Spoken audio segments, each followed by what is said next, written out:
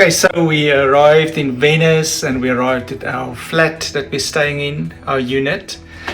It's very quaint and it's old. You can see it's very old. I think the whole of Venice is probably like very old, all the apartments. But you know, you're in Venice. So I'm just going to quickly show you around the apartment. Okay, so the bathroom, clearly this has been done over and this is quite modern. The rest of the apartment, the kitchen, I just want to mention there's even a washing machine in the bathroom. A little living unit here. The main bedroom. Interesting roof. They've even got like a chandelier there. Oh yeah, I can show you. Yeah. And then, well, the view. Looking over the rooftops or the roofs. The best view is here from this side window here.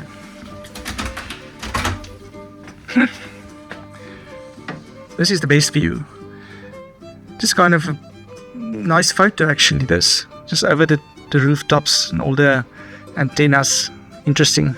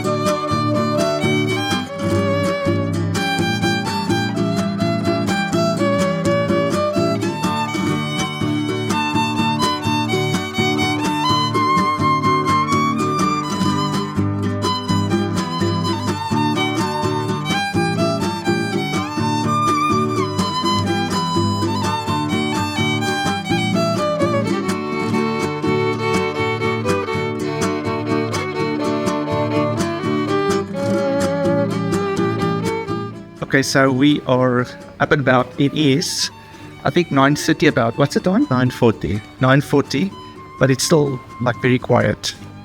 It seems that everyone sleeps late. Until we get to some kind of main road artery and then there's more people, but it's really, really crowded in the busy times later this afternoon and tonight. It's extremely crowded. You can hardly walk. We are on our way now to see if we can catch the ferry or the taxi to Murano, which is the island where they make the glass stuff.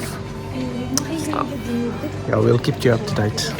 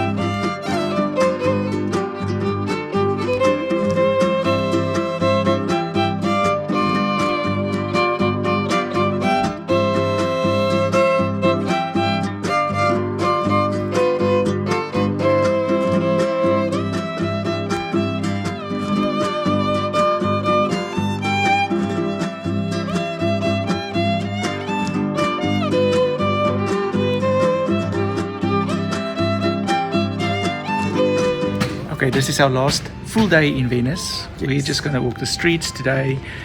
Yesterday just was a lovely day where we went. We just Murano. saw the sights. We went to Murano, Rialto Bridge, and we took a night drive on the ferry with the water taxis, which we bought a 3-day pass for that. And today we're just going to walk the streets basically. That's, I think, the best thing you can do here in Venice.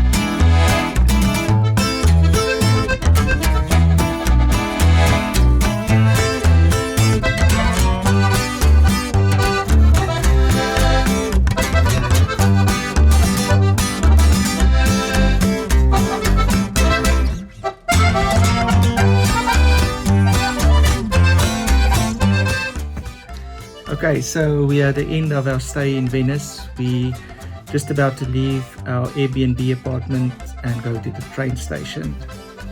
San Marco area that we stayed in. Yeah, so we stayed pretty central.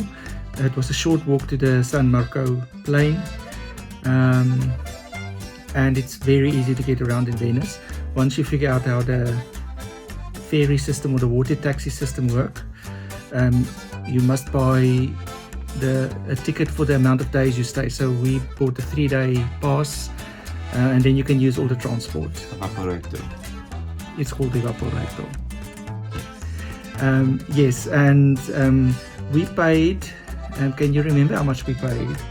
For the ticket, the ferry ticket, was €45. 45 euro per person. Per person. For 3 days, and it's essential. You can actually not go without it. You know, it's just actually we were saying that taking the water taxi or the ferry, I'm not sure what to call it. Water taxi. It's like almost a excursion on its own, especially when you take to Murano. Murano. You go to Murano, which is the glass island, and you take the long way back through the canal, and we went to Rialto from there. So it's like a sightseeing trip. I mean, why take a gondola if you can take the water taxi? So that's, yeah. Okay, I'm going to give you a chance now, but we loved Venice. I really loved Venice, and it is probably definitely one of my favorite cities I visited. So what stood out for you? No, I think it's just and I think I told him yesterday, the relaxingness of the people, because there's no rush, there's no cars, it's just you have to walk, so you can't be in a rush to go anywhere. So it's this very calm effect, and nice buildings, and walk over the canals and the water. I think it's a very calming effect. So I think that's the thing that stood out for me. So if you want to come and relax but still get some steps in, I think this is a good place. But this is also one of my favorites, I do agree. Maybe not the most favorite, but it's definitely a top 3, I would say. Yeah, no, I'll have to think what is my favorite. So because, but I just want to say, Venice, we didn't stand in line to go in any museum or church or whatever, and I don't know if you really need to, so we don't know what we missed by not doing it, but just walking the streets, because around every corner it's just beauty. With the water taxis and going from place to place, it's actually very nice. The few times we did have something to eat, it was good food, and then we were able to make our own food as well, buying from the shops here, just make sandwiches and stuff. That was also kind of nice, you know, ham and cheese and tomato and all fresh, and bread, and so we were able to eat well. Things mostly were reasonably priced.